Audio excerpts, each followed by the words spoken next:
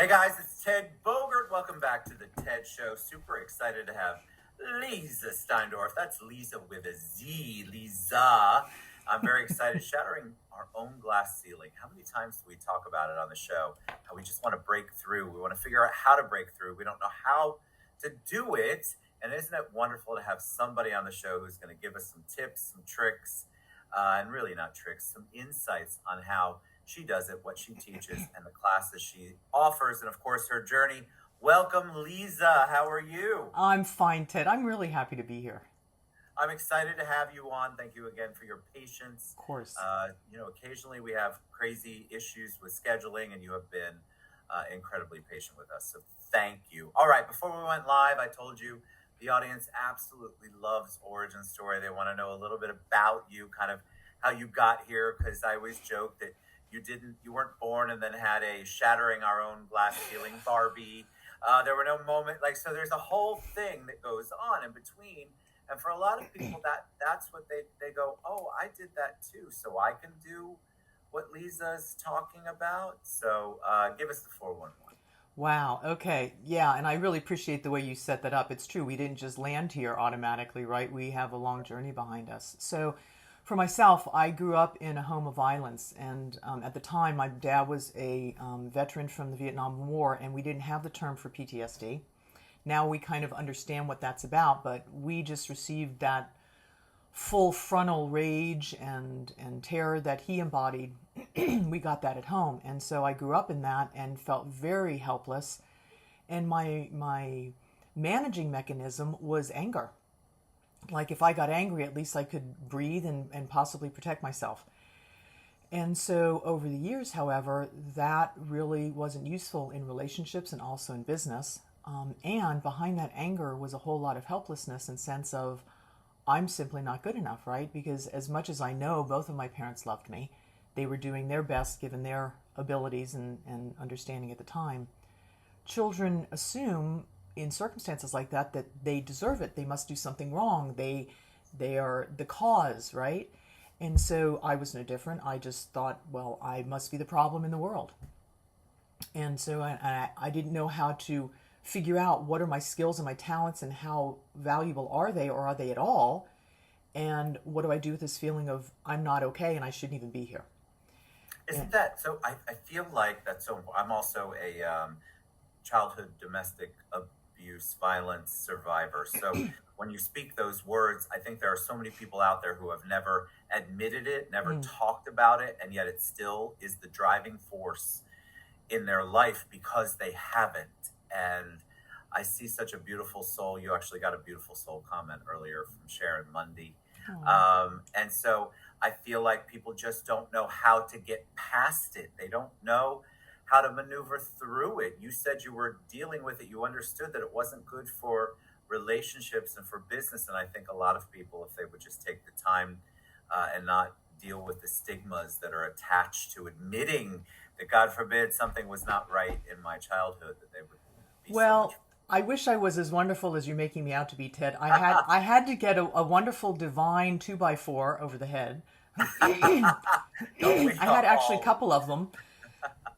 One of them, and you bring up a really good point, because my family, my parents had high values, and they were representatives in the community and so forth.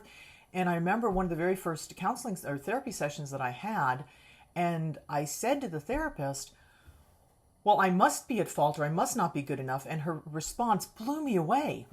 She said, most people who have grown up in abusive families feel that way. And I was like, abusive families? What is she talking? Like, I had this vision of, a broken down trailer with a man with a muscle shirt and beer can in his hand. And, and I was like, I'm not in an abusive family. Am I? And so, and I will have to say this, though, I've also turned away for myself from using the word abusive. I speak of violence because there's a whole lot of victor and victim in that word. And so for me, and I will share this about my relationship with my father through the years and the work that I did, I actually came to a really beautiful point with him, and I'd be glad to share that story. But I wanted to tell you about the divine 2x4. Yes, please. So I was at a party. This was in college, and I was at a party, and there was this really cute guy I was talking to, and I thought things were going really well. And then he said to me, "You are so hard, somebody could walk on you with cleats on and you wouldn't feel it." Wow.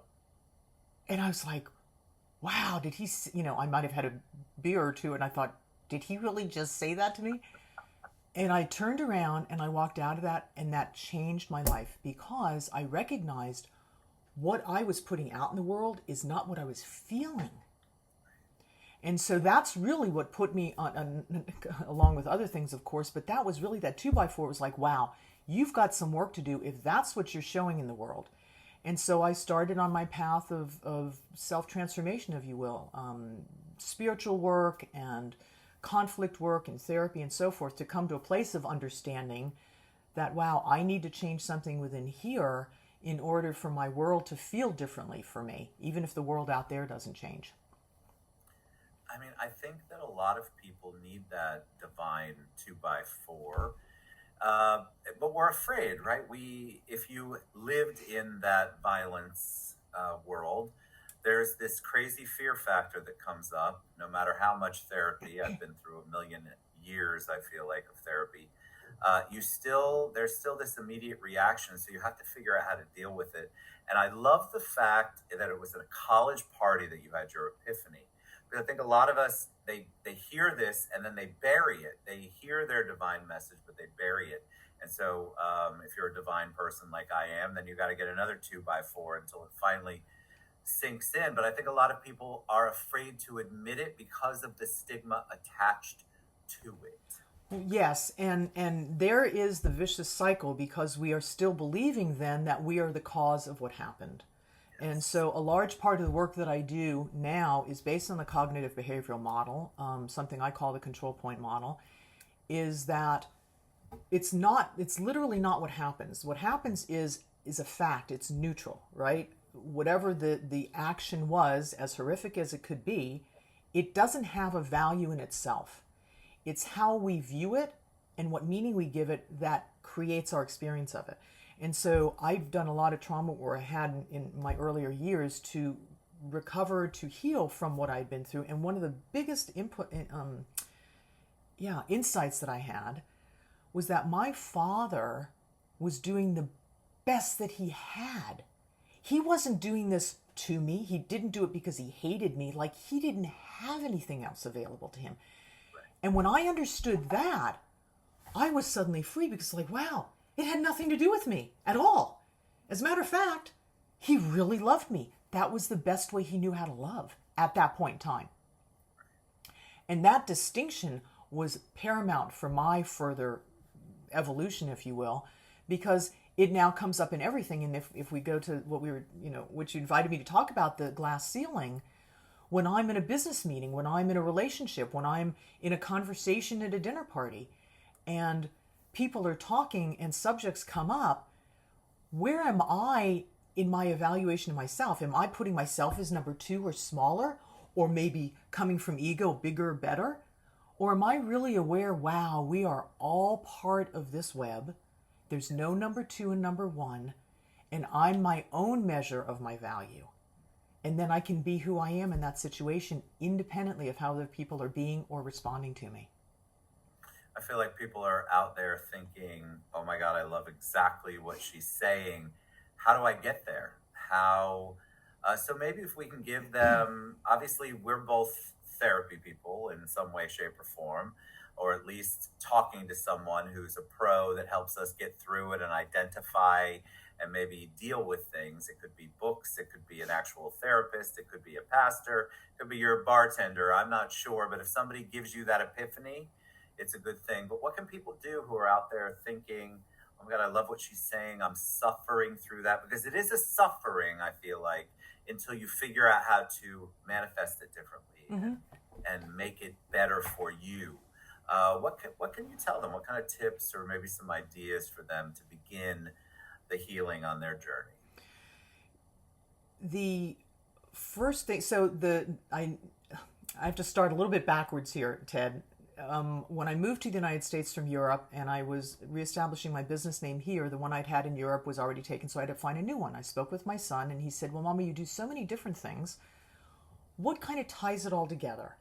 And I said, well, there's definitely clarity and ownership, and then, of course, resolution and excellence. And he said, that's C.O.R.E. I said, I know. And he said, no. It's an acronym, C.O.R.E, C-O-R-E.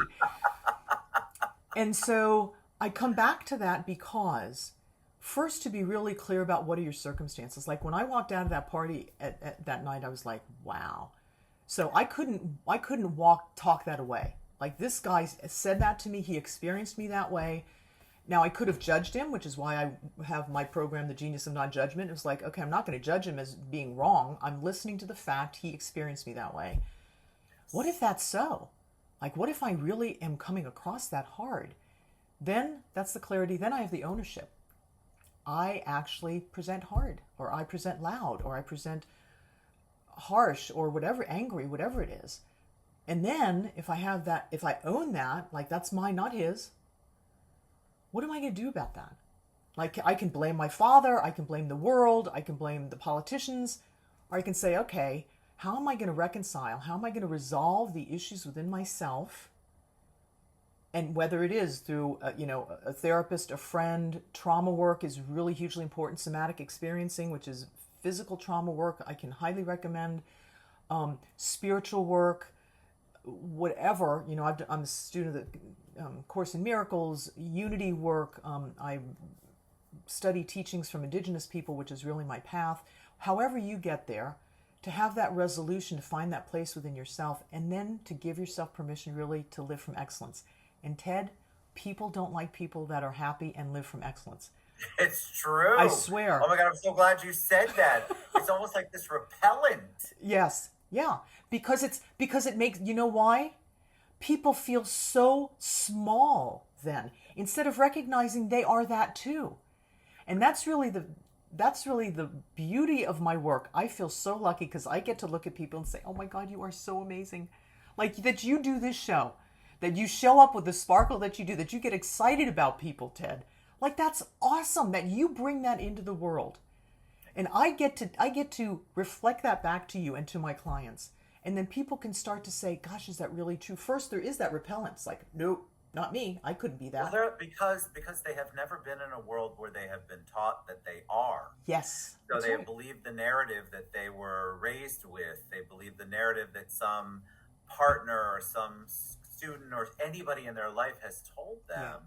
Yeah. And they don't realize the amazing human being that they are. And you had asked the question, what's one thing? And of course, this clarity, ownership, resolution, excellence, that's a process. For me, I think if there's only one thing, it's to make the commitment to use only yourself as your own measure. Yes. It's that simple. Like if I do something and people are like, oh my gosh, that's amazing, and I don't think it's good enough, then it's not good enough. And if I do something and everybody's like, oh my gosh, how could you do that? And I think it's amazing, it's amazing. Yes. That I really trust myself as the measure of my own value. And I think that's so important. I think where people, so I've had people who do that. And then there's also, stepping past that where that creates I'm never wrong about anything. And my way or the highway. And so you have to have a balance. You have to, and it's for me, I don't know, 30. I'm older. And so I feel like I am constantly a work in progress to figure out that balance. And depending on what's going on in my life, I tweak it to that. But I know people who listen to what you're saying, for example, and will go, okay. And then it's like this the whole time. It's bravado. They're only speaking about themselves, and they think everyone else are the paupers underneath, and they don't understand that that's just taking it to a whole nother extreme that isn't doing you any good. There's no healing in that. There's no positivity in that. So you have to find a balance. Well, actually, not even a balance. What you're speaking of is just the flip side of the same coin. Yes. Oh, I'm horrible, or oh, I'm better than everybody else. That's not what I'm talking about. Agreed. At all. You're right. So when I'm clear about my value, I can automatically see your value because I'm not having to defend my worthlessness. Yes. right? That's so So good. when I stand and you know it from yourself, when you're in a good place, you're feeling good, the first thing you want to do is to say to somebody's self, oh my gosh, I think you're wonderful, because it just, you really feel that because you're filled up already. And it's never, I do not feel, I know I'm not better than anybody else. It's like saying, what's better, the elephant or the butterfly? Right.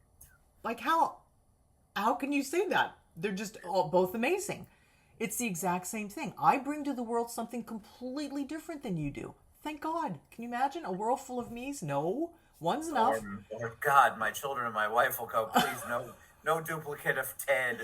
That would be, we already have enough to deal with on a But, regular and basis. at the same time, I'm sure they would say, thank God there's a Ted in this world, They right? would, begrudgingly sometimes, but yes. And so, we're all blessed with that. And I think that was a great point. You're right. It was the same ideals, just on a separate way of doing it, complete opposite spectrum. All exactly. right, so before we went live, we talked about, because obviously I could talk about this forever, so I'm way past the time that we normally go, because I want people to pay attention to you. You have classes, so talk a little bit about your classes and how people can engage you. Yeah, so I have a number of classes on Teachable, and that link we can put up. The Genius of Non-Judgment is a free training, and then I urge everybody to have that. I'm going to put on my glasses here, and I don't know if I can. Is there a chat box? Yeah, there's a chat box. There in the comments, yeah, there's a chat. Okay, I'm going to put it in there. Just copy and paste it. So the Genius of Non-Judgment is a really amazing training, and I have other trainings up there that people can take. Also, I have 2 trainings specifically for women. One is the core female leadership that I do within organizations and within their female leadership, and I work with a cohort. The other one is Woman Undaunted Masterclass that I do with individuals that come to me, and we create a cohort. And also, I do other trainings for individuals, and I'm also a coach. So there's a lot to select from. What I love as you're posting that, the thing, when you told your story, I found it fascinating when the guy at the college changed the trajectory, basically, of your thinking, your thought process, your life with just that statement.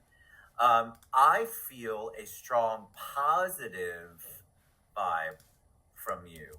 And what I want to tell people is that when you have been through some of the things that you and I have been through, that's also a work in progress. We're not perfect. It doesn't happen every day.